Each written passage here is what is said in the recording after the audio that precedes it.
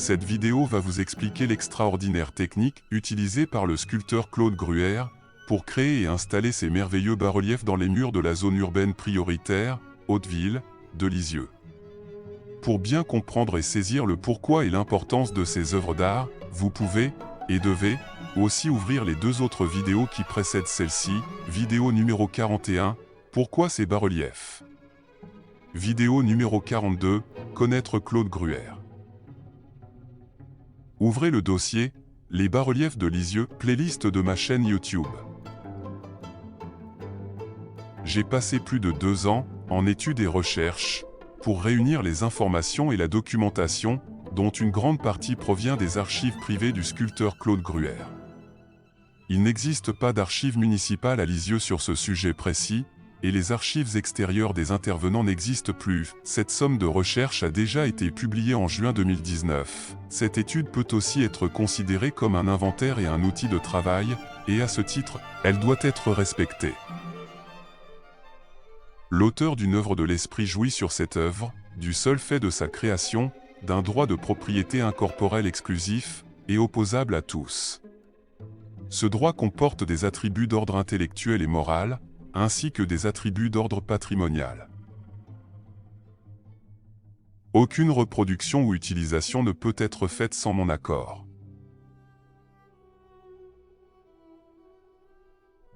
Bien comprendre ce qu'est un bas-relief. Définition simple, le bas-relief est un type de sculpture et parfois de modelage pouvant être peint.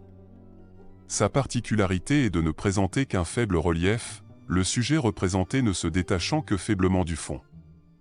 Il y reste engagé à mi-corps, à Lisieux, les bas-reliefs, objets de cette étude sont des sculptures et non des modelages, leur relief est, selon le sujet, faible ou très accentué. Ils sont tous peints en polychromie. A contrario, un haut-relief est sculpté comme une statue en ronde-bosse, mais reste solidaire du fond, ne pas confondre bas-relief et fresque. Une fresque, toujours polychrome, est une technique de peinture murale caractérisée par l'application, sur enduit frais à base de mortier de chaux, de pigments de couleur détrempés à l'eau. Technique de sculpture utilisée à Lisieux. Ce qu'il faut bien savoir avant toute chose, c'est la technique tout à fait exceptionnelle et spécifique utilisée par Claude Gruère, pour satisfaire au cahier des charges imposé par l'architecte Georges Duval, et les contraintes sur des constructions déjà réalisées par le donneur d'ordre, l'ASEBN. En effet, si le sculpteur travaillait toujours ses œuvres, dans son atelier de Solesmes, en taille directe sur des blocs de terre avant de les cuire au four, ici à Hauteville, il lui fallait résoudre 2 problèmes importants. L'exécution de ces grandes décorations, à transporter sur 200 km, et l'installation sur site en les incorporant dans des murs de briques déjà construits, de telle façon que ces bas-reliefs ressortent comme s'ils avaient été sculptés sur place. Un véritable défi. Pour mieux comprendre la technique habituelle de ce sculpteur, je vais me référer aux explications de sa fille Nathalie Gruère. Mon père travaillait toujours en technique de taille directe, en partant d'un bloc de terre, en enlevant de la matière et sans en rajouter, même avec la terre chamottée, qui était devenue son matériau de prédilection. Il ne travaillait jamais selon la technique de modelage. Savoir ce qu'est la terre chamottée. Sans faire un cours d'atelier, je vais vous donner l'essentiel. Dans un pain d'argile, on ajoute de la chamotte pour en modifier la texture. La chamotte est de la terre déjà cuite, broyée plus ou moins finement. Sa couleur dépend du type d'argile utilisé. Elle sert de dégraissant dans la pâte, elle facilite le séchage et augmente la résistance des pièces en cours de séchage et de cuisson. L'air circule dans la masse en limitant son retrait et évite les cassures. La terre chamottée convient aux grandes pièces, aux sculptures, aux décors muraux. Elle a une grande résistance au choc thermique, et son emploi en extérieur est tout indiqué. Dans le cas spécifique qui nous intéresse à Lisieux, les murs en briques du pays, utilisés à Hauteville, obligeaient Claude Gruère à utiliser le même type d'argile pour incorporer ses bas-reliefs dans la masse. Plus loin, je vous expliquerai la méthode de montage sur place.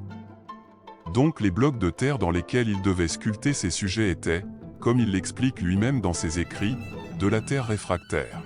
Une base d'argile rouge pour le fond, recouvert d'une argile réfractaire chamotée. Et c'est dans cette dernière que l'artiste viendra sculpter directement ses motifs. Ce qu'il faut bien comprendre est qu'il ne s'agit, contrairement à ce que j'ai déjà lu, absolument pas de modelage. L'épaisseur de la terre chamotée, totalement solidaire du bloc en argile rouge, qui deviendra la base couleur brique après cuisson, était calculée selon le relief plus ou moins important du motif à sculpter, créant ainsi une masse cohérente, dans laquelle le sculpteur pouvait graver le dessin de ses personnages et travailler en sculptant, en profondeur, selon sa technique habituelle. L'effet est saisissant par la cohérence absolue du résultat. Le granité si particulier de la terre chamotée se retrouve ainsi unifié. Et là, c'est un travail monumental. Dans son atelier, le sculpteur exécute chaque bas-relief d'un seul tenant. Il faut imaginer l'ampleur du travail pour les grands panneaux. Donc, sur de grands contreplaqués posés presque verticalement, il lui fallait appliquer et maintenir ces blocs d'argile sous forme de grands carrés de forte épaisseur, correspondant à la totalité du sujet qu'il devait réaliser sur plusieurs mètres carrés. Le bas-relief représenté en tête mesure 6 mètres de long pour 2 mètres de hauteur et 8 mètres carrés de sculpture. Mais là, une autre difficulté se présentait. Dans le cahier des charges, lors des commandes faites à Claude Gruère, il est mentionné que ces bas-reliefs devront être exécutés en terre cuite, de la même nature et de même coloration que celle des briques constituant les soubassements réalisés. L'épaisseur des éléments de bas-relief, le décor sculpté, ne devra pas être supérieur en moyenne à 7 cm. Et comportera des joints correspondant à certains joints des briques, et en nombre suffisant pour s'harmoniser avec l'échelle des murs. Voir plus loin la pose sur place. Ce qui obligea le sculpteur à fabriquer des blocs à sculpter, en plusieurs modules carrés ou rectangulaires, correspondant à l'écartement de 3 ou 4 briques, tel un immense puzzle. Et dont l'épaisseur totale devait être de 12 à 14 cm, sinon, il était impossible de transporter sans risque chaque module. Et obligation technique pour incruster l'ensemble recomposé dans les murs, en affleurant la surface des briques existantes. Il faut s'imaginer la quantité énorme de blocs de glaise à manipuler, au cours des différentes opérations, et les précautions lors du transport et de l'installation. Le transport de tous ces modules était assuré par le sculpteur depuis ses ateliers de Solesmes, jusqu'à Hauteville, opération délicate pour éviter toute détérioration, qui eût compliqué ensuite la cohérence de l'ensemble au cours de l'installation sur site. Et la contrainte la plus difficile sur le plan esthétique et artistique, était qu'aucune figure ne soit balafrée par un joint au montage. Imaginez la difficulté lors du tracé du motif et là, on comprend que seule la sculpture en taille directe permettait de réaliser ce tour de force. Pour effectuer la cuisson au four, 1200 degrés, chaque élément devait au préalable, sculpture terminée, être découpé à la mesure de chaque bloc, précision et manipulation délicate. Le poids total de tous ces bas-reliefs était impressionnant. Claude Gruère ne cuisait pas dans ses ateliers, mais chez un potier à proximité de Solesmes, à Mézeray à côté de Malicorne, village très réputé pour ses importants et nombreux ateliers de poterie. Afin de vous donner une idée du chantier que cela représentait, manipulation, sculpture, cuisson, peinture, dans l'atelier du sculpteur à Solesmes, lors du transport sur 200 km, et au moment de l'installation sur place à Hauteville, j'ai procédé à une évaluation. Compte tenu de tous les documents que je possède, et en pesant quelques matières premières, voici par exemple, pour le bas-relief le combat contre les morts, ce que cela pouvait représenter, 600 à 700 kg de terre cuite. Et si je reprends mes calculs pour la totalité, cela pourrait représenter environ, ce n'est qu'une approche qui hélas est difficile à vérifier, je le reconnais, 4200 à 5200 kg de terre cuite. Ce n'est quand même pas une mince affaire. Et maintenant, après refroidissement, c'est le moment où Marie-Madeleine Gruère intervient pour exécuter les polychromies délicates, faisant ressortir toutes les expressions des personnages. On peut aisément comprendre que les bas-reliefs cuits étaient recomposés à la verticale, pour raccorder l'ensemble de la polychromie. Son travail est très important, et elle apporte sa touche féminine dans le choix des tons savamment harmonisés. La palette des tons est très raffinée, avec un choix étudié pour que tous les bas-reliefs conservent une cohérence, une unité dans le cheminement décoratif, autrement dit une immense sculpture polychrome, exposée en nombreux tableaux dans la nature. Les couleurs à l'huile sont appliquées au pinceau, et après séchage elles sont patinées pour faire ressortir le grain si spécifique de la terre cuite chamottée. Un savant travail en équipe d'un couple d'artistes exceptionnels, qui, à Lisieux, n'a pas reçu le respect qu'ils méritaient ni l'attention pour leur art si particulier.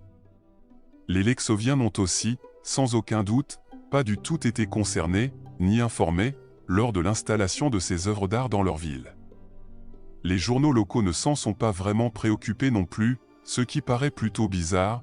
J'ai recueilli directement des témoignages auprès de responsables de rédaction de cette époque. Je n'ai retrouvé dans toutes mes recherches d'archives aucun article sur le sujet pendant les 10 ans que cette opération culturelle a été menée. Le sculpteur se fournissait en argile à la Ferrière-en-Bray en Seine-Maritime. Les pains d'argile étant ensuite mélangés avec de la brique concassée, chamotte, de différentes granulométries. L'argile utilisée pour la partie de fond, devant se confondre avec les briques de construction, était à base rosée chargée de chamotte de briques rouges. L'argile utilisée pour la partie en relief était chargée de chamotte plus fine et apparaissait blanc cassé après cuisson, ressemblant ainsi à un grès. Cet aspect différent se remarque partout dans les bas-reliefs qui ont été fortement détériorés, et il est remarquable d'observer pourtant la parfaite cohérence finale. La couleur claire de la sculpture cuite était indispensable pour la mise en polychromie, qui ensuite était appliquée au pinceau. En étudiant les différents courriers échangés entre Claude Gruère et l'architecte Georges Duval, nous lisons clairement les indications suivantes. Ce sont bien des sculptures qui, une fois terminées, doivent être incrustées dans l'épaisseur du mur en briques, par les soins du sculpteur, dans des évidements creusés par une entreprise de maçonnerie, la mise en polychromie étant entièrement réalisée dans les ateliers du sculpteur à Solesmes. Les autres correspondances d'entreprise, que je possède, reflètent la complexité de l'installation de ces bas-reliefs. En effet, le sculpteur, si loin de Lisieux, devait tout prévoir et organiser la bonne fin des travaux à distance. Lorsqu'une œuvre était terminée dans ses ateliers, prête à être transportée à Lisieux, en pièces détachées à assembler comme un puzzle géant, Claude Gruère venait sur place, à Hauteville, pour effectuer le tracé exact des réserves dans les murs de briques. Réserves que l'entreprise Laugeois devait défoncer selon ses directives, à la profondeur déterminée précise, enduire le fond de ce défoncement pour permettre au sculpteur de sceller tous ces modules, les uns par rapport aux autres. La manipulation de tous ces blocs sculptés devait être laborieuse, et l'alignement sur place d'une délicate précision pour coïncider avec les joints du mur, selon le cahier des charges imposé. On peut se demander quelle quantité de voyages ont été nécessaires durant ces 10 années de travaux, sachant bien entendu que Claude Gruère avait en même temps d'autres chantiers en cours, et aussi le temps passé finalement en main-d'œuvre à réaliser ces installations compliquées à Lisieux. Il reste un détail délicat, lorsque l'ensemble était terminé, le sculpteur, ou plutôt son épouse, devait faire un raccordement de tonalité et de patine pour unifier le bas-relief avec son environnement immédiat. Une exigence esthétique demandée par l'architecte.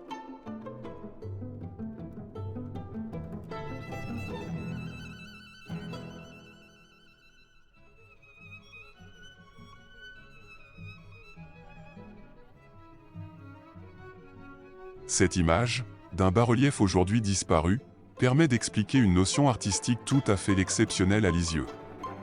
Si habituellement un mur en briques est d'une surface plane, les murs de soubassement de Hauteville sont différents, ils sont décoratifs. Ce ne sont pas, pour la majorité, des murs porteurs, mais des murs de remplissage.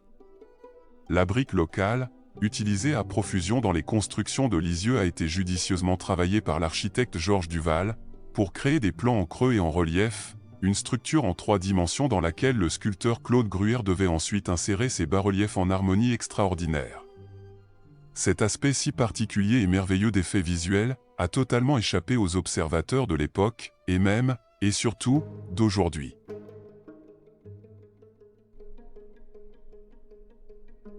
Je ne crois pas que beaucoup de Lexoviens se soient rendus compte de la somme considérable de travail artistique et technique requis pour mener à bien cette immense entreprise de décoration urbaine.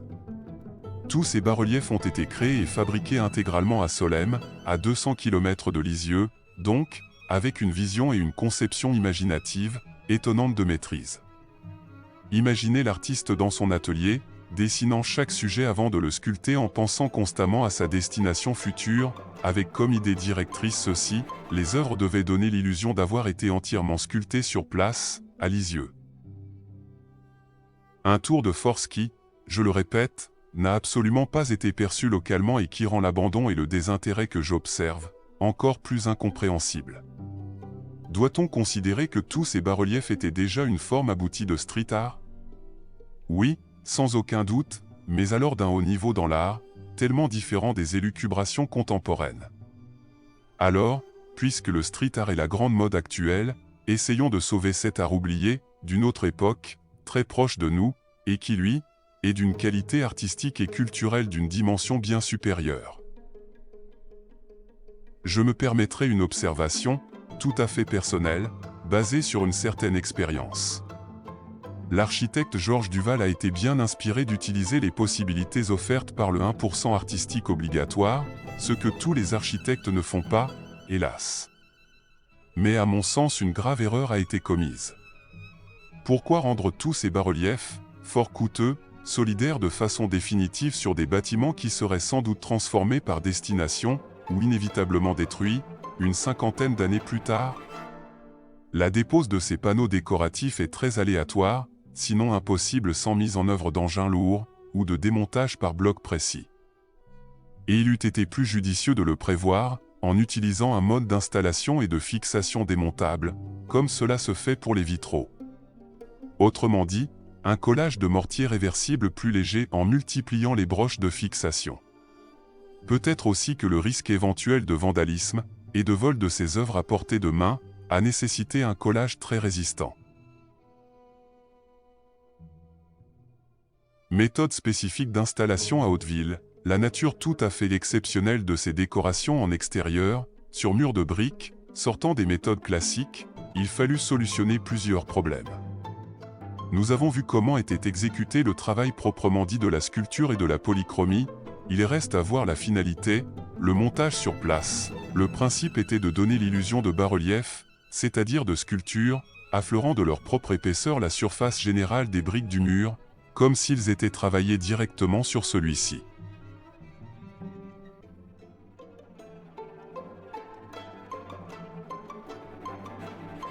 Il suffisait, apparemment, d'incruster tous les modules du puzzle géant de chaque bas-relief dans un creux ménagé dans l'épaisseur des murs, en les faisant coïncider exactement avec les repères de jointoiement, et l'épaisseur exacte par rapport à celle des briques, entourant chaque grand panneau reconstitué.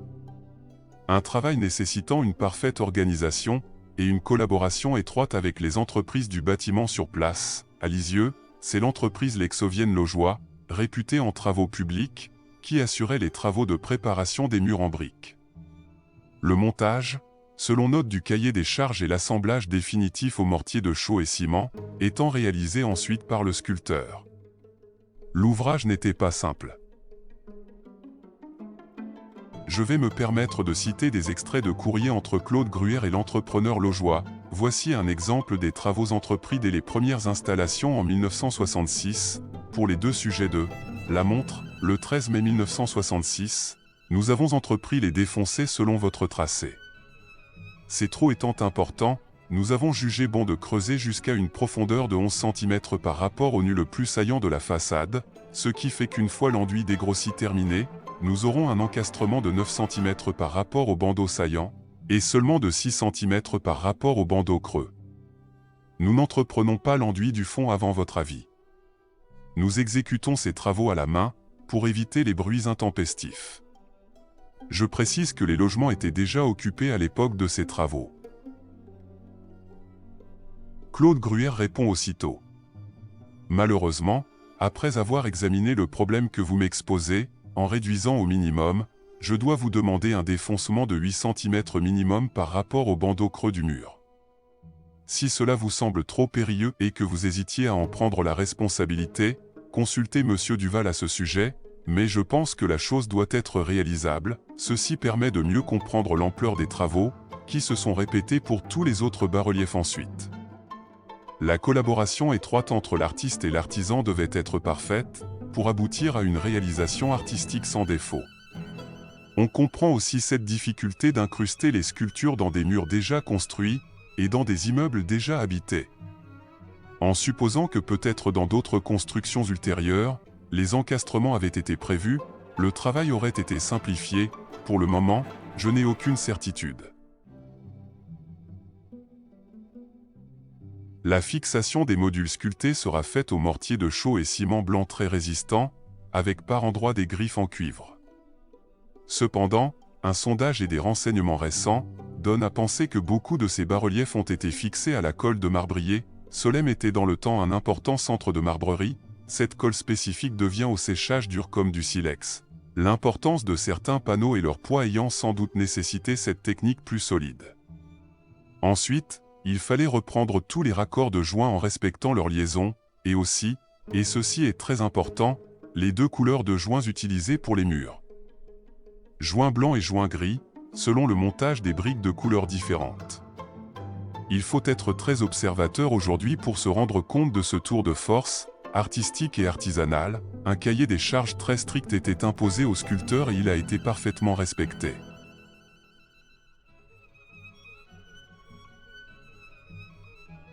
Vous avez remarqué que des photos sont en couleur et d'autres noir et blanc.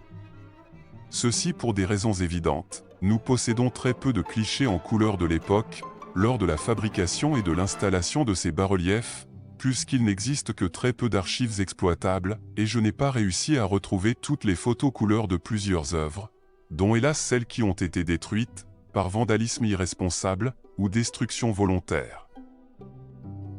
Je profite de cette vidéo pour relancer, pour la énième fois, un appel aux bonnes volontés qui auraient la possibilité de m'en fournir des exemplaires d'époque.